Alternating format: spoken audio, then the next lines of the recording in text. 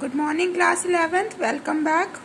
Children, from today onwards, we will solve the numericals of errors and their rectification. So, let's start with the very first numerical. Rectify the following errors. First point is credit sales to Arun ₹7,000 were not recorded. तो बच्चों सबसे पहले इस line का क्या मतलब है? इस लाइन में बोला गया है कि जो क्रेडिट पे सेल्स हुई थी, मतलब उधार पे जो सामान बेचा गया था अरुण को, उसको जनरल एंट्री में रिकॉर्ड नहीं किया गया है. जनरल एंट्री में रिकॉर्ड करने से जो अकाउंटेंट था वो भूल गया है. तो सबसे पहले हमको इस ट्रांजैक्शन की हमको एंट्री बनानी है. तो जनरल एंट्री आप लोगों ने पढ़ी हुई है, बट हम आपको फिर से बता रहे हैं कि होता क्या है इसमें. जब नाम नहीं दिया होगा तो क्रेडिट का मतलब होता है उधार पे बेचा गया. ठीक है, तो क्रेडिट के केस में आप हमेशा बैंक का वर्ड यूज करेंगे. Either it is the case the word credit is written, the word cheque is written. ठीक है, you always use the word bank in your general entry. इस बात का आपको हमेशा याद रखना है. लेकिन जब आपको किसी भी ट्रांजैक्शन में क्रेडिट भी दिया होगा और अरुण भी दिया होगा, मतलब कोई नाम भी दिया होगा, तो आपको प्रेफरेंस नाम को देनी होगी. मेरी बात समझ आ रही है आपको? आपको प्रेफरेंस उस केस में नाम को देनी होगी. आप क्रेडिट या कैश को इग्नोर करेंगे. तो यहाँ पर बोला गया है कि क्रेडिट सेल्स हुई है अरुण को और इसको जनरल एंट्री में रिकॉर्ड नहीं किया गया है. तो सबसे पहले हमें ये देखना है कि ये ट्रांजैक्शन किस हेड में जाएगा. मतलब पर्सनल अकाउंट का है, रियल अकाउंट का है या नॉमिनल अकाउंट का है. पर्सनल अकाउंट में सारी पर्सन से रिलेटेड चीजें जाती हैं. तो यहाँ पर पर्सन है. कौन है पर्सन? अरुण है. ठीक है, तो हम यहाँ पे पर्सनल अकाउंट का रूल लगा सकते हैं. ठीक है, तो पर्सनल अकाउंट का रूल क्या होता है बच्चों? पर्सनल अकाउंट कहता है debit the receiver and credit the giver. अगर आपको ये रूल नहीं याद है तो एक बार फिर से मैंने बताया है, प्लीज अपने पास में इसको नोट डाउन करिए. पर्सनल अकाउंट का रूल होता है debit the receiver and credit the giver. ठीक है, तो आपको क्या करना है, यहाँ पर आप सामान बेच किसको रहे हैं? अरुण को. तो वो सामान रिसीव कौन कर रहा है? अरुण रिसीव कर रहा है. तो इस पर्सनल अकाउंट के रूल के अकॉर्डिंग रिसीवर कौन हो गया? रिसीवर हो गया हमारा अरुण. तो आप अरुण के अकाउंट को कर दीजिए डेबिट. ठीक है, आप नाम के साथ में कभी भी अकाउंट नहीं लगाएंगे. अगर आप अकाउंट लगाना चाहते हैं तो यहाँ पर आपको एपॉस्ट्रोफी एस लगाना पड़ेगा, तभी आप अकाउंट लगा सकते हैं. तो हमने लिखा अरुण अकाउंट डेबिट. ठीक है, और आपको क्या करनी है? आपको सेल्स कर रहे हैं आप. ठीक है, और सेल्स किसका पार्ट होगा? सेल्स होगा आपके रियल अकाउंट का पार्ट. चाहे परचेज कहें चाहे हम सेल्स कहें, ये दोनों हमारे रियल अकाउंट के पार्ट होते हैं. उनकी रियल अकाउंट क्या कहता है? Debit what comes in, credit what goes out. ठीक है, और रियल अकाउंट जितने भी असेट्स में होता है उसमें डील करता है. तो सेल्स और परचेज जो होता है वो रियल अकाउंट का पार्ट है. रियल अकाउंट कहता है डेबिट व्हाट कम्स इन. इसको भी आप अकाउंट का रूल लिखेंगे अपने पास में. Debit what comes in and credit what goes out. ठीक है, debit what comes in and credit what goes out. तो अरुण सामान को रिसीव कर रहा है, लेकिन जो बिजनेसमैन है उसके पास सामान आ रहा है कि उसके पास से सामान जा रहा है? उसके पास से सामान जा रहा है. तो सेल्स क्या हो जाएगी? सेल्स हो जाएगी क्रेडिट. तो हमने लिखा टू सेल्स अकाउंट. और जो भी आपके फॉर्मेट के अकॉर्डिंग आपको चलना है, जो भी आपका अमाउंट है हमारा 7,000. तो आप 7,000 डेबिट में लिखिए और 7,000 आप क्रेडिट में लिख दीजिए. ठीक है, इस तरह से आपको रेक्टिफिकेशन की एंट्रीज करनी है. जो काम नहीं हुआ था पहले क्वेश्चन में हमें यही करना है कि जो काम नहीं हुआ था हमको फिर से उसकी एंट्री बना करके फिर से वो काम करना पड़ेगा. उसकी रेक्टिफाइड एंट्री उसको सही करके हमें फिर से लिखना पड़ेगा. नेक्स्ट जो आपका क्वेश्चन दिया हुआ है वो है credit purchase from bridge ₹9,000 were not recorded. अब इस केस में क्या हुआ है, आपने सामान खरीदा है ब्रिज से और उसको रिकॉर्ड नहीं किया गया. तो हमने अभी आपको बताया कि सेल्स और परचेजेस होते हैं रियल अकाउंट, और अरुण या ब्रिज ऐसे कोई पर्सन का अकाउंट दिया तो वो जाता है पर्सनल अकाउंट में. तो आपको यहाँ पे आप चाहे रियल अकाउंट का रूल लगा सकते हैं और चाहे पर्सनल अकाउंट का रूल लगा सकते हैं. तो कोई भी एक रूल, हम अभी दोनों आपको रूल लगा करके बताएंगे। सबसे पहले हम ब्रिज की बात कर रहे हैं, मतलब पर्सनल अकाउंट की बात कर रहे हैं। तो पर्सनल अकाउंट का रूल हमने लिखा, debit the receiver and credit the giver. तो ब्रिज यहाँ पर क्या है, ब्रिज यहाँ पर ब्रिज से सामान खरीद रहे हैं, तो ब्रिज गिवर है क्योंकि ब्रिज सामान को दे रहा है। तो इस रूल के अकॉर्डिंग जो गिवर होता है उसके अकाउंट को क्रेडिट किया जाता है। ठीक है, तो हमने पहले लिख लिया टू ब्रिज। ठीक है, हमने पहले लिख लिया टू ब्रिज। अब क्या होना है, आप परचेज कर रहे हैं, तो इस केस में आपके पास सामान आ रहा है कि आपके पास सामान जा रहा है। रियल अकाउंट के अकॉर्डिंग देखते हैं, जो सामान आ रहा होता है उसको हम डेबिट करते हैं, अगर सामान जा रहा होता है तो हम उसको क्रेडिट करते हैं। तो इस केस में आपके पास सामान आ रहा है। ठीक है, तो आप परचेजेस को क्या करेंगे, आप परचेजेस को डेबिट करेंगे। हमने लिखा परचेजेस अकाउंट डेबिट, और यहाँ पर हमारी जो एंट्री थी वो 9000 से थी। आपको नरेशन लिखते जाना है बीइंग करके। जनरल एंट्री में हमने आपको सिखाया भी है कि बीइंग, जो भी क्वेश्चन में आपका लिखा होगा आप बीइंग करके वही क्वेश्चन उतार दीजिए। ठीक है, सेकंड क्वेश्चन में भी जो लिखा है उसको आप बीइंग करके उतार दीजिए। उसको नरेशन बोलते हैं। क्या बोलते हैं, नरेशन बोलते हैं। ठीक है, नरेशन में आप बीइंग करके पूरा क्वेश्चन लिखेंगे।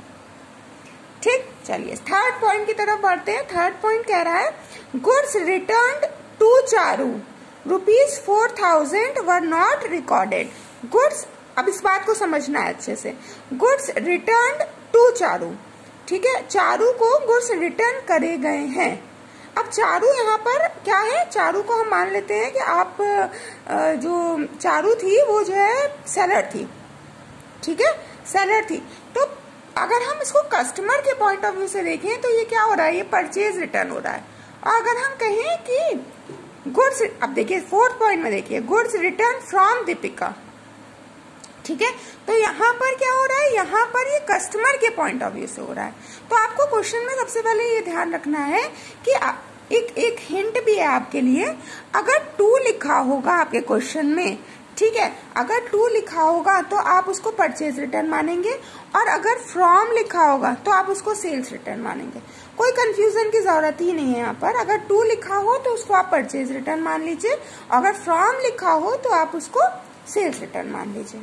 ठीक है, ये अपने पास में नोट डाउन कर लीजिएगा। इस ट्रिक के अकॉर्डिंग आप चलेंगे तो आपको आपके क्वेश्चन में कभी भी कोई भी दिक्कत नहीं होगी। तो टू के केस में हमने आपको बताया कि आप परचेज रिटर्न मान लीजिए। ठीक है, तो जब परचेज रिटर्न हम मानते हैं, अब देखिए यहाँ पर परचेजेस डेबिट हुआ है, तो परचेज रिटर्न, सामान रिटर्न हुआ है, तो परचेज रिटर्न परचेजेस का अपोजिट होता है। ठीक है, purchase return purchases purchase return का अपोजिट होता है। तो अगर हम परचेजेस को डेबिट कर रहे हैं तो हम परचेज रिटर्न को कर देंगे क्रेडिट। अभी हम आपको रूल के अकॉर्डिंग में समझाएंगे। परचेज रिटर्न को कर दीजिए क्रेडिट। ठीक है, और किससे सामान आ रहा है, जो पर्सन है चारू, तो चारू को हम कर देते हैं डेबिट। चारू को डेबिट कर दीजिए। तो ये आपकी बन गई जनरल एंट्री। अब इसको हम लॉजिकली देख लें तो चारू कौन है, चारू है पर्सन।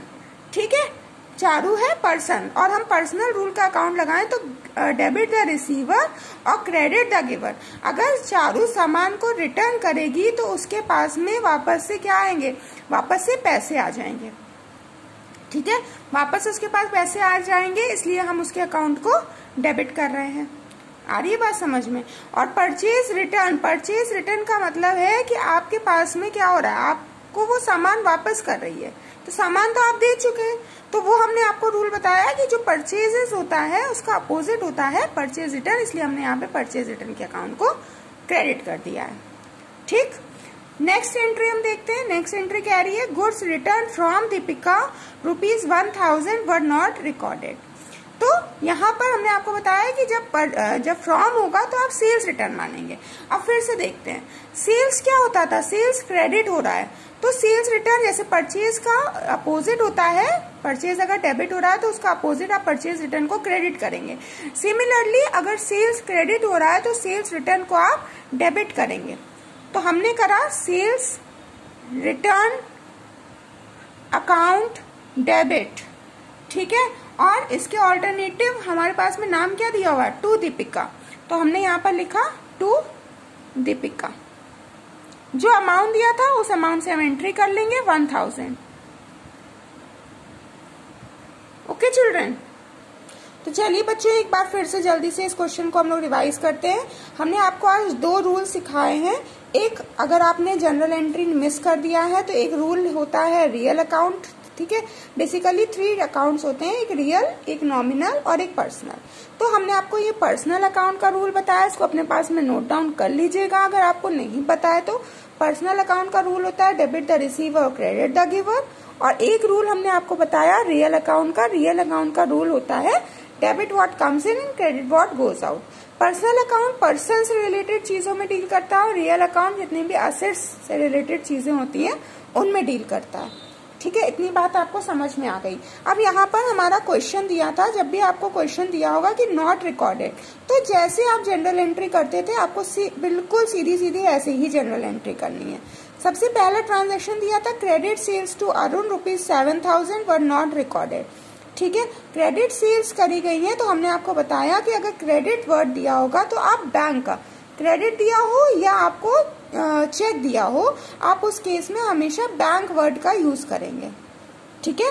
और अगर आपको नाम भी दिया है क्रेडिट वर्ड के साथ तो आप नाम को प्रेफरेंस देंगे, क्रेडिट को आप इग्नोर करेंगे। तो यहाँ पर नाम दिया था तो हम चाहें तो यहाँ पर हम जो है पर्सनल अकाउंट का भी रूल लगा सकते हैं। और सेल्स जो होता है क्योंकि सामान से रिलेट कर रहा है, असेट से रिलेट कर रहा है, तो सेल्स और परचेजेस जाते हैं हमारे रियल अकाउंट के अंदर। तो आप पर्सनल अकाउंट का भी यहाँ पे रूल लगा सकते हैं और रियल अकाउंट का भी रूल लगा सकते हैं। और चाहे तो आप दोनों रूल लगा सकते हैं, दोनों के अकॉर्डिंग करेंगे तो आपकी पूरी जनरल एंट्री बन जाएगी। तो हमने यहाँ पर पर्सनल अकाउंट का रूल लगाया। तो पर्सनल अकाउंट कहता है debit the receiver and credit the giver. तो सामान किसके पास जा रहा है? अरुण के पास जा रहा है, तो अरुण यहाँ पे रिसीवर हो गया, ठीक है, अरुण के पास, क्योंकि क्रेडिट सेल्स हो रही है, आप सेल्स करवा रहे हैं, आप सामान को बेच रहे हैं, लेकिन उस सेल्स का रिसीवर कौन है? उस सेल्स का रिसीवर है अरुण। तो अरुण के अकाउंट को हमने यहाँ कर दिया डेबिट और उसके ऑल्टरनेटिव सेल्स था, क्योंकि आपके पास से सामान जा रहा है इसलिए हमने सेल्स को कर दिया क्रेडिट, ठीक। ब्रैकेट्स में आपको नरेशन हमेशा लिखनी होगी, अगर आप नहीं लिखेंगे तो एग्जाम में आपके मार्क्स कट जाएंगे। सेकेंड पॉइंट है credit purchases from bridge ₹9,000 were not recorded. तो यहाँ पर परचेज हो रहा है, तो सेम केस है, सेल्स था, यहाँ पे परचेजेस है। तो आपको क्या करना है, आप पर्सनल अकाउंट का भी रूल लगा सकते हैं और रियल अकाउंट का भी रूल लगा सकते हैं। तो हमने यहाँ पर, अब मान लीजिए कि यहाँ पर हम लगाते हैं रियल अकाउंट का रूल, ठीक है।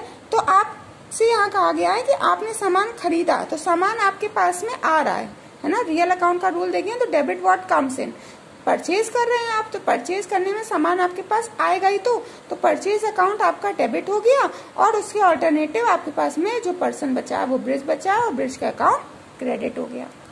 नेक्स्ट एंट्री दी हुई है गुड्स रिटर्न टू चारू। हमने आपसे कहा कि अगर टू लिखा हो आपके क्वेश्चन में तो आपको मानना है कि वो परचेज रिटर्न है, और अगर फ्रॉम लिखा हो तो आपको मानना है कि वो सेल्स रिटर्न है, ठीक है। आप इसको अपने पास नोट कर लीजिएगा, आपको कभी भी दिक्कत नहीं होगी। तो यहाँ पर टू लिखा है तो टू का केस क्या होता है? Purchase return. तो सिंपल सी एंट्री है, परचेजेस अकाउंट आपको पता है कि डेबिट होता है, तो परचेज रिटर्न उसका अपोजिट हो जाएगा, परचेज रिटर्न क्रेडिट हो जाएगा। और उसके ऑल्टरनेटिव आपके पास में जो पर्सन बच रहा है वो है चारू, तो चारू के अकाउंट को आप डेबिट कर दीजिए, ठीक है। In the same way next entry में हमसे ये कहा गया है कि गुड्स रिटर्न फ्रॉम दीपिका, तो फ्रॉम का केस सेल्स रिटर्न होता है। सेल्स क्या होती है बच्चों? सेल्स होती है क्रेडिट, तो सेल्स रिटर्न उसका अपोजिट होगा, सेल्स रिटर्न डेबिट हो जाएगा, ठीक है। और फिर आपके पास में क्या बचा? नाम बचा दीपिका, दीपिका की तरफ से जो सेल्स है वो आई है, तो आप दीपिका के अकाउंट को कर दीजिए credit. Is that clear children? Please अगर आपके पास में बुक्स हैं तो आप अपनी बुक्स के पीछे से क्वेश्चंस, इससे रिलेटेड ही क्वेश्चंस को लीजिए और अपनी प्रैक्टिस करिए, ठीक है। Please do the notes that I have given you today. Thank you children.